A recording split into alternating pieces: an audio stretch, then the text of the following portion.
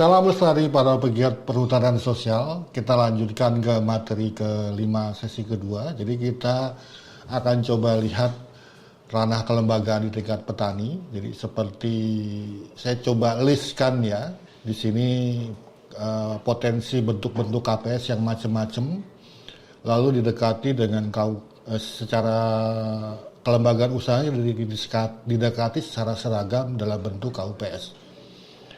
Jadi sebelum kita masuk, mungkin di sini secara alami organisasi kelembagaan itu ada kelembagaan usaha sama kelembagaan non usaha atau kelembagaan sosial ya. Yang kelembagaan usaha sedang coba kita bahas di seri pembelajaran ini.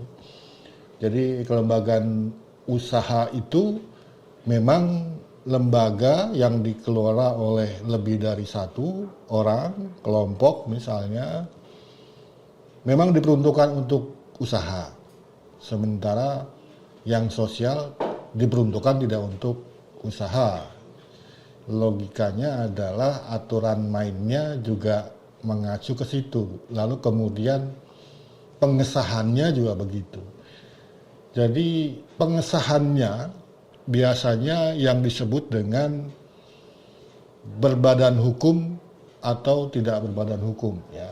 Jadi apakah lembaga ini subjek objek hukum atau tidak? Misalnya seperti ini, sebuah lembaga usaha kalau dia berbadan hukum berarti kalau ada persoalan hukum, misalnya dia dipilotkan, pengurusnya tidak bertanggung jawab kalau itu bukan karena kelalaian dia ya.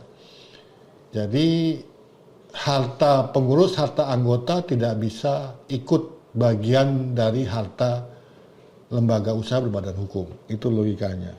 Jadi kalau lembaga sosial berbadan hukum juga seperti itu. Dia subjek hukum dan objek hukum atau tidak. Dia bisa digugat atau menggugat atas nama lembaga atau tidak. Kalau tidak berbadan hukum berarti perorangan jatuhnya. Nah ini seringkali muncul ya seperti ini. Misalnya KUPS pingin mengurus PIRT. Sebelum mengurus PIRT sekarang misalnya ada persoalan di NIB ya, nomor induk berusaha. Apakah dia bisa mengurus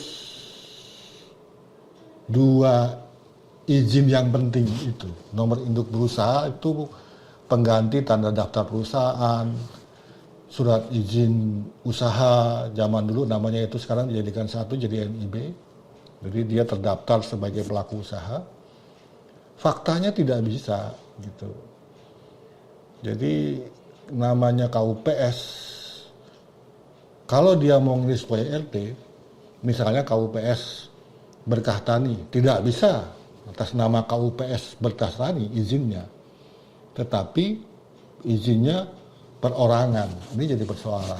Begitu juga dengan nomor induk berusaha, tidak bisa diurus oleh KUPS karena dia bukan badan usaha yang resmi. Belum bicara badan hukum ya, badan usaha. Jadi badan usaha yang diakui itu pertama adalah perorangan atau bentuk badan usaha ya.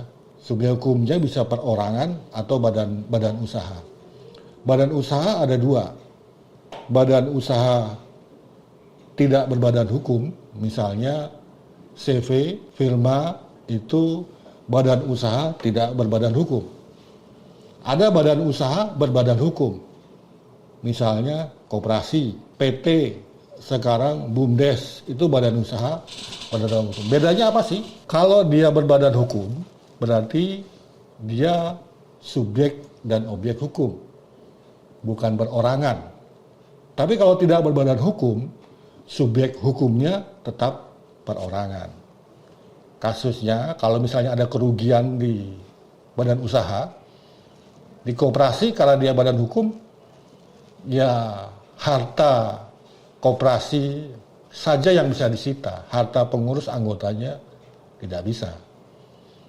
Beda dengan di CV. CV karena dia badan usaha tidak berbadan hukum, kalau ada kerugian, harta kekayaan CV dan pemilik CV perorangannya bisa disita. Itu bedanya. Karena CV tidak berbadan hukum, subjek objek hukumnya bisa ke perorangan.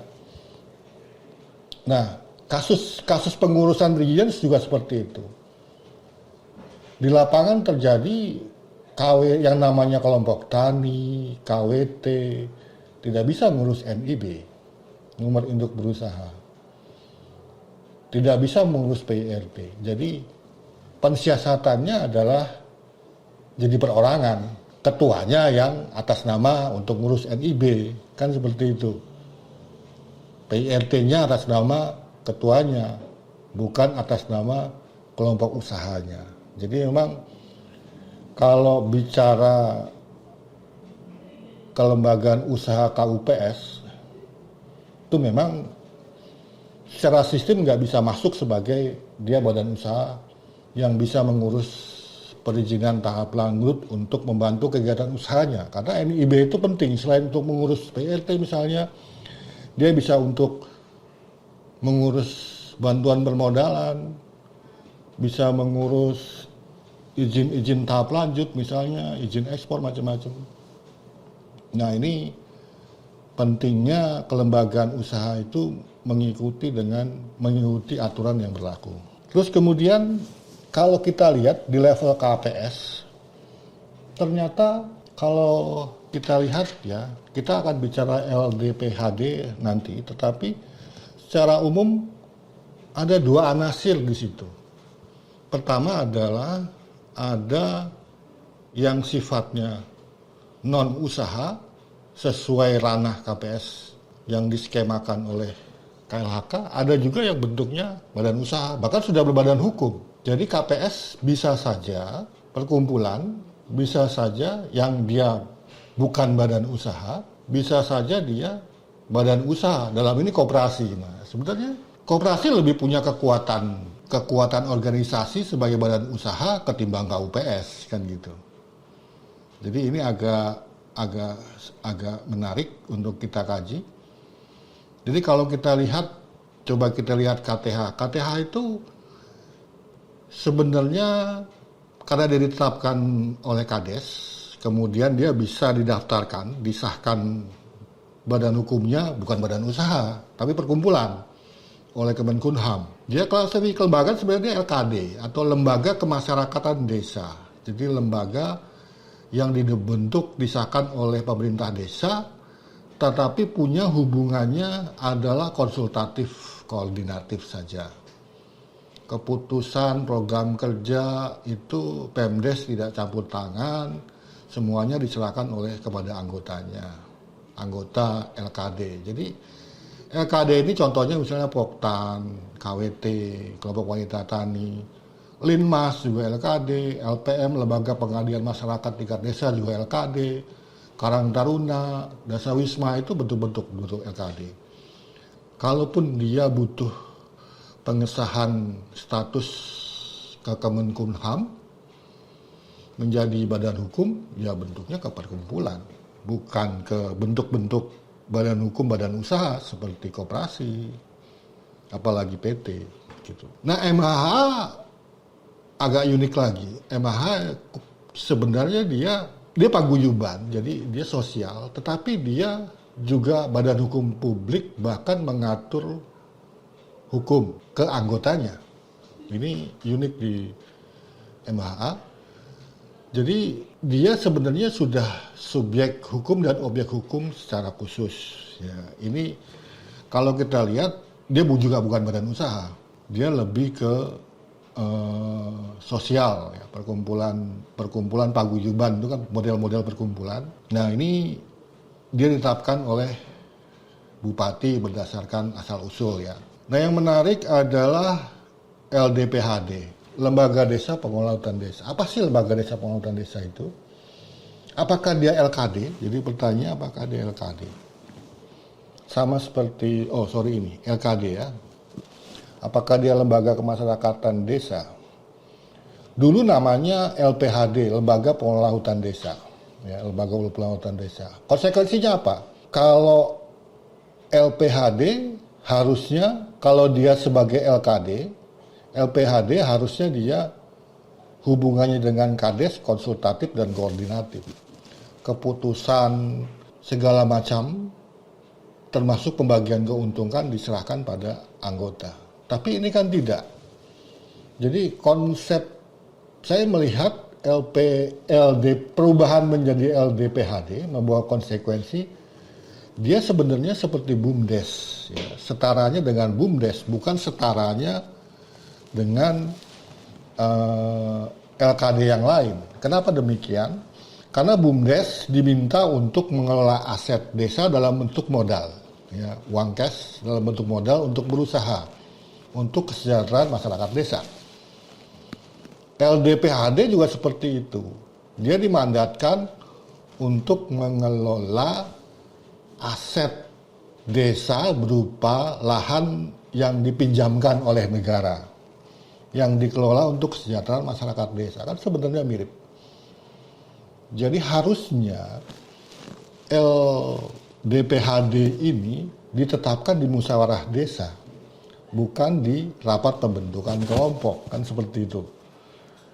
Lalu perumusan rencana kelola, perumusan pelaporan kegiatan, pertanggungjawaban pengurus, itu termasuk pembagian keuntungan macam-macam ada di musyawarah desa. Jadi seperti BUMDes sebenarnya. Jadi kalau saya ringkas kaitannya, lembaga LDPHD itu ngurusin basis produksi di desa. Sama seperti logika KPS dan KUPS. KPS ngurusin basis produksi, KUPS ngurusin usahanya, dalam hal ini pengolahan dan pemasaran. BUMDes juga seperti itu. Basis produksinya di area hutan desa dikelola oleh LDPHD. Pemasarannya, apakah ke pengolahan pemasarannya, apakah harus bentuk KUPS? Nah, itu jadi pertanyaan lagi. Lalu bagaimana kalau ada KUPS, peran BUMDes di LPHD, peran BUMDes di desa, gimana? Apa nggak bentrok? Ada KUPS yang merupakan bentukan KPS LDPHD, yang itu pengembangan usaha, ada BUMDes juga. Nah, ini apakah nggak bentrok? Bagaimana skenarionya? Ini yang akan kita bahas di sesi berikutnya. Jadi, sampai ketemu. Salam lestari.